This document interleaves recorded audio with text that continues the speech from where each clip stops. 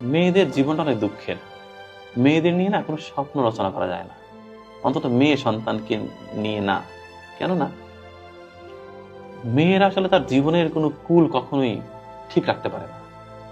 বাবার সংসারে একরকম অ্যাটিচিউড করতে হয় তাকে, বিয়ে হওয়ার পরে স্বামী সংসারে গিয়ে আর এক রকম আচরণ করতে হয়, আবার বৃদ্ধ বয়সে গিয়ে ছেলের সংসারে গিয়ে আর এক রকমের রূপ ধরতে হয়।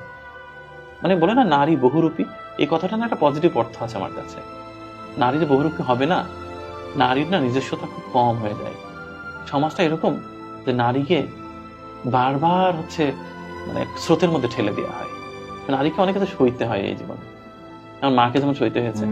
তো নারীর জীবনটা আসলে খুব বেশি যে স্মুথ এরকম বলা যাবে না।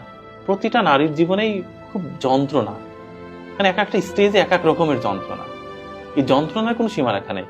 আমার তো মনে হয় প্রত্যেকটি নারী আসলে যন্ত্রণার মানে একেবারে বিশাল বড় একটা গোডাউন তৈরি করে রেখেছে হৃদয়ের ভিতরে, খুলে দিলে পৃথিবী প্লাবন হয়ে যাবে। মেয়েদের জীবনটা অনেক দুঃখের।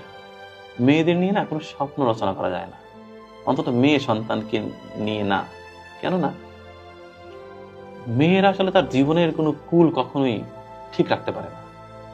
বাবার সংসারে একরকম অ্যাটিচিউড করতে হয় তাকে, বিয়ে হওয়ার পরে স্বামী সংসারে গিয়ে আর এক রকম আচরণ করতে হয়,